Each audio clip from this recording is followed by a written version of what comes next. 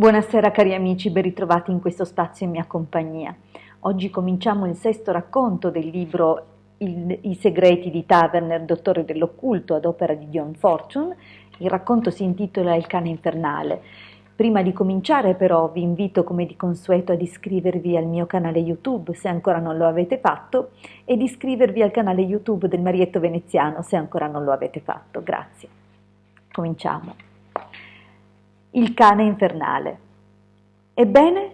Chiese il mio paziente quando ebbi finito di auscultarlo con lo stetoscopio. Devo continuare a comportarmi da rammolito per tutto il resto della mia vita? Il vostro cuore non sta bene come dovrebbe, risposi, ma con le dovute attenzioni durerà fino a che lo vorrete. Tuttavia dovrete evitare di fare sforzi. L'uomo fece una strana smorfia. E se gli sforzi mi venissero a cercare? Chiese. Dovrete regolare la vostra vita in modo da ridurre al minimo questa evenienza. Dall'altra parte della stanza giunse la voce di Taverner. Se avete finito con il suo corpo, Roz, comincerò con la sua mente. Pensavo, disse il nostro paziente, che le due cose fossero intimamente collegate. Voi avete detto che devo tenere tranquillo il mio corpo, e mi guardò. Ma cosa devo fare se la mia mente in modo premeditato gli causa delle forti emozioni? E si volse verso il mio collega. Qui entro in gioco io, rispose Taverner. Il mio amico vi ha detto che dovete fare. Cosa dovete fare? Adesso io vi mostrerò come farlo. Ditemi quali sono i vostri sintomi. Allucinazioni, confessò il nostro paziente mentre si riabbottonava la camicia. Un cane nero dall'aspetto feroce che salta fuori dagli angoli bui e mi insegue, o almeno ci prova. Non gli ho ancora dato la soddisfazione di scappare. Non ne ho il coraggio, il mio cuore è troppo debole, ma uno di questi giorni temo che lo farò e allora probabilmente cadrò a terra morto. Taverner alzò gli occhi verso di me in una domanda silenziosa. Feci cenno di sì, era una cosa piuttosto probabile se l'uomo si fosse messo a correre a precipizio o lo avesse fatto per un bel tratto.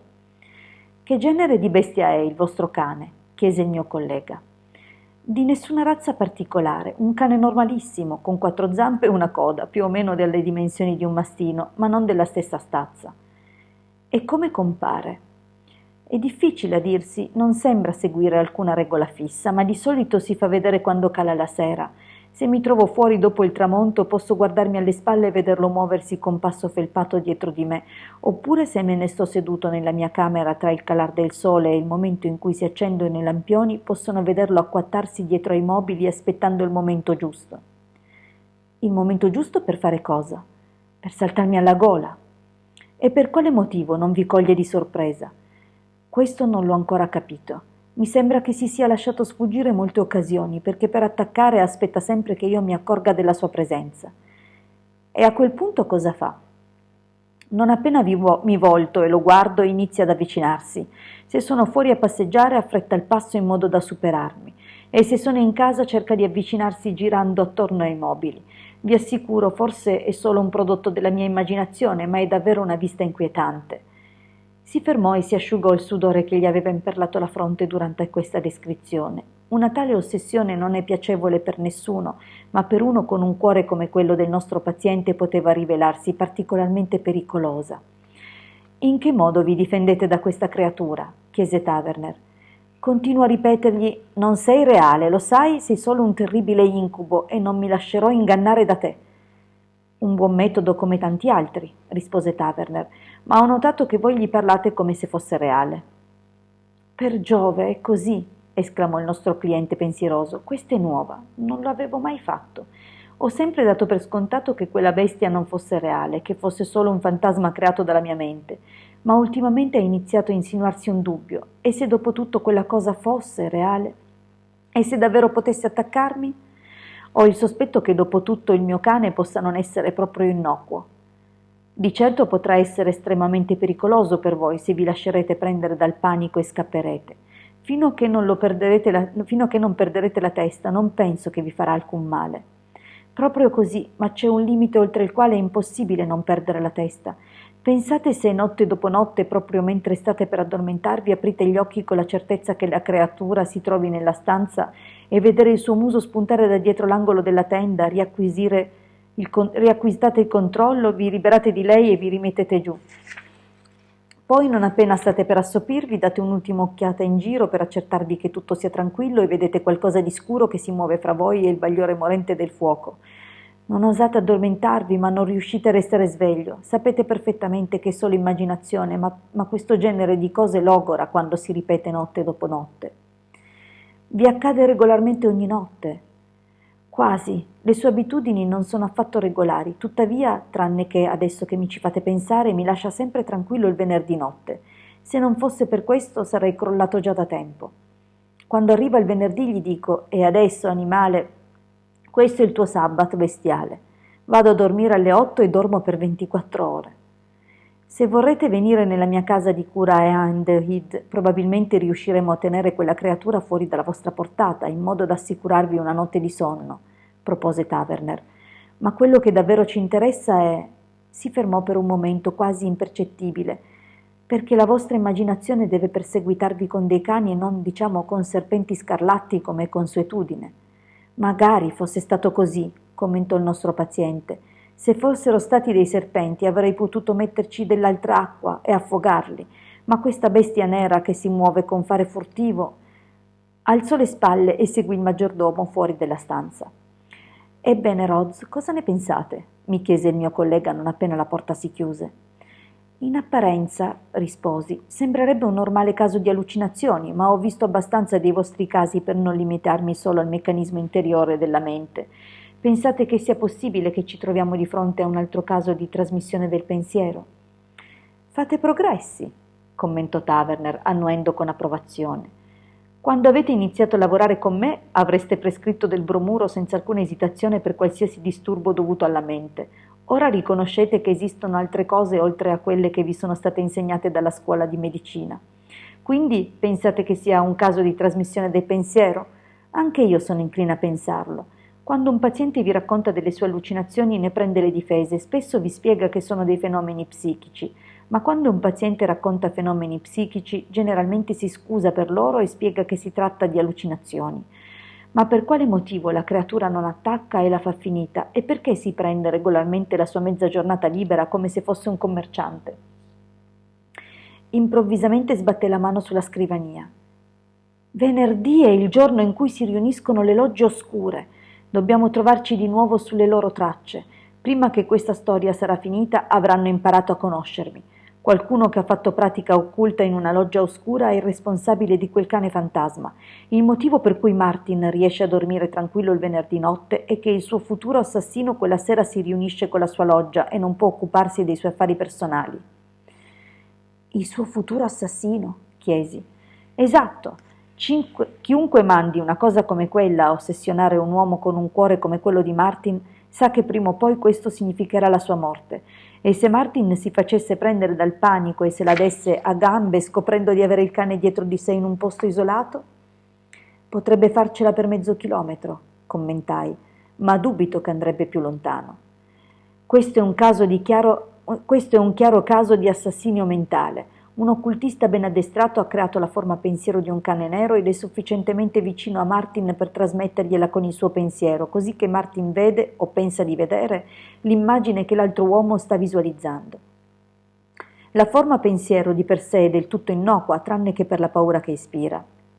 Se Martin perdesse la testa e facesse ricorso a mezzi più energici di difesa, lo sforzo causerebbe un attacco di cuore e cadrebbe a terra morto senza la minima prova che qualcuno ne abbia provocato la morte. Uno di questi giorni faremo un'incursione in queste logge oscure, Roz, sanno troppe cose. Telefonate a Martin all'Hotel Cecil e ditegli che lo porteremo con noi questa sera». «Come proponete di affrontare questo caso?» chiesi.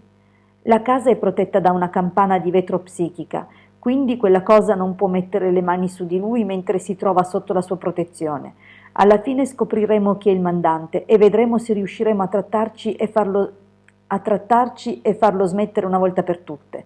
Non servirebbe a nulla disintegrare la creatura, il suo creatore ne materializzerebbe un'altra. È all'uomo che si cela dietro al cane che dobbiamo arrivare.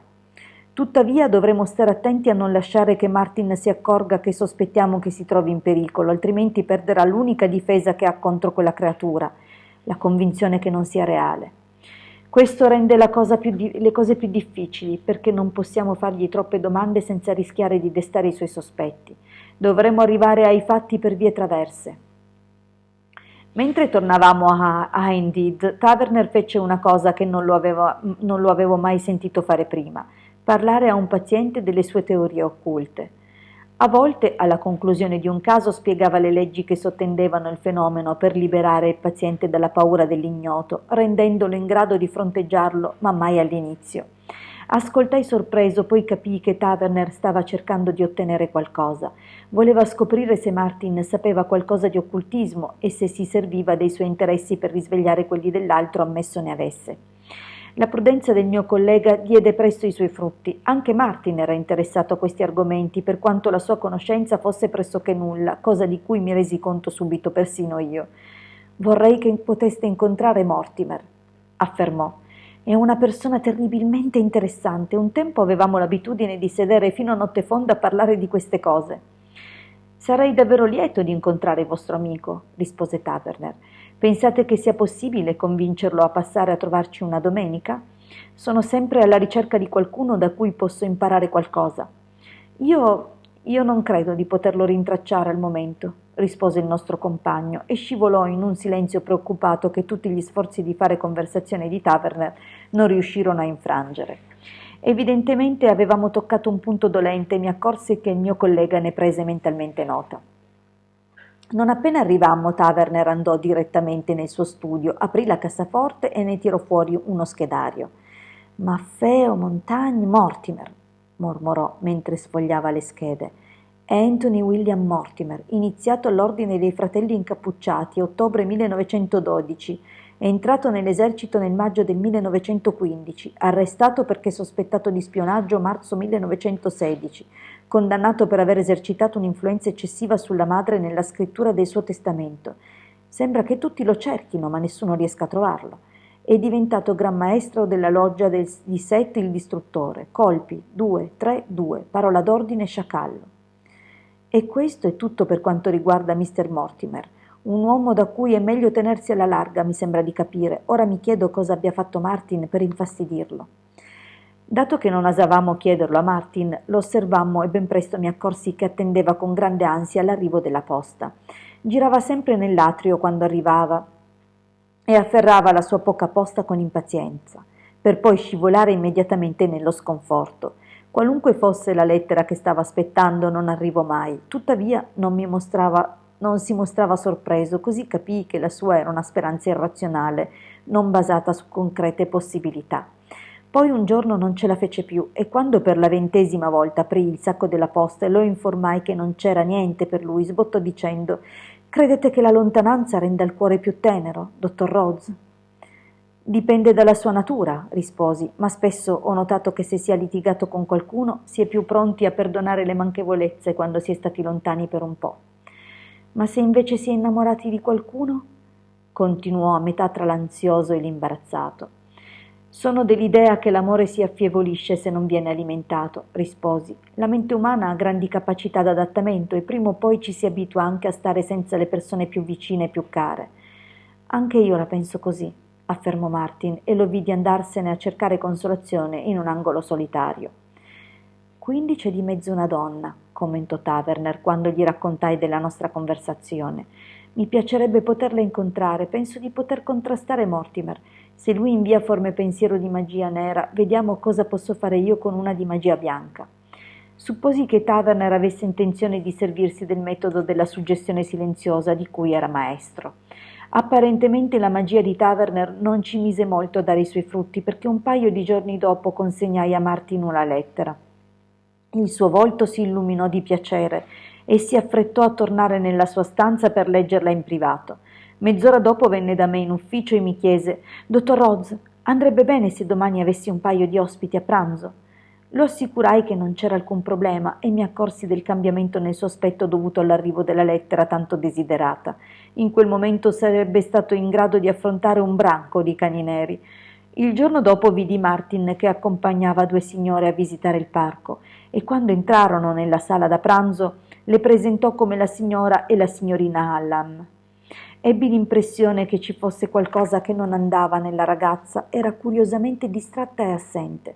Tuttavia Martin era al 7° cielo. La gioia dell'uomo era così evidente da risultare quasi divertente a vedersi. Stavo osservando quella scena piacevole con un velato sorriso quando improvvisamente si volse in tragedia. Quando la ragazza si sfilò i guanti, rivelò un anello all'anulare della mano sinistra. Era senza dubbio un anello di fidanzamento. Alzai gli occhi al volto di Martin e vidi che i suoi occhi erano fissi sull'anello. Nello spazio di pochi secondi l'uomo crollò. L'allegria di quella riunione era finita. Si sforzò di recitare la sua parte da bravo ospite, ma il suo sforzo era penoso da guardare e fui grato quando alla fine del pasto mi permise di ritirarmi. Tuttavia non potei scappare.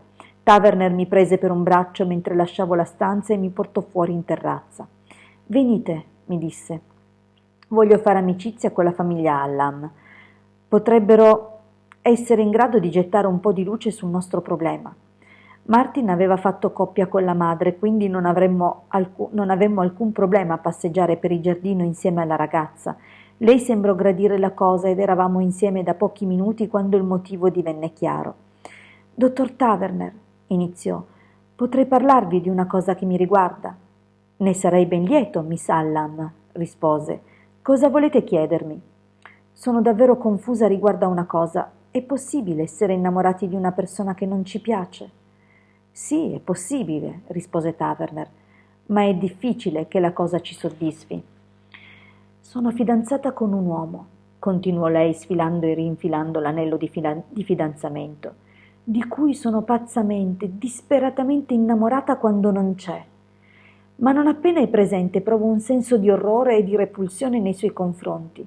Quando sono lontana desidero ardentemente stare con lui, ma quando sono con lui ho la sensazione che sia tutto sbagliato e orribile. Non riesco a essere più chiara, ma riuscite a capire cosa intendo?» «Come vi siete fidanzata con lui?» chiese Taverner. «Nel modo consueto, lo conosco più o meno da quando conosco Billy», affermò indicando Martin, che si trovava proprio di fronte a noi, e passeggiava con la madre.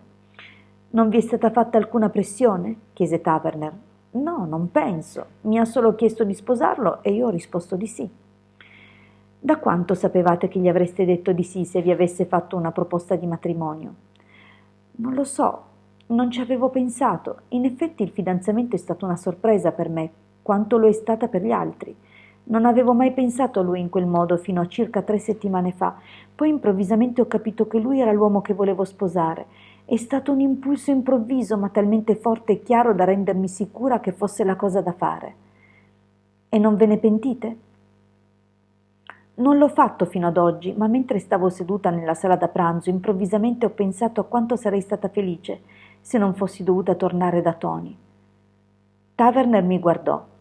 «L'isolamento psichico di questa casa funziona», commentò. Poi si rivolse di nuovo alla ragazza.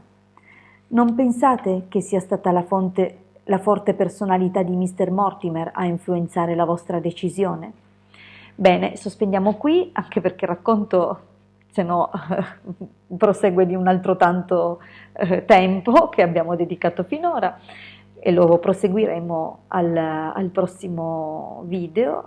Dunque tornate a trovarmi per sentire come si conclude la storia de Il cane infernale, di questo straordinario e interessantissimo libro scritto da Dion Fortune, I segreti di Taverner, dottore dell'occulto.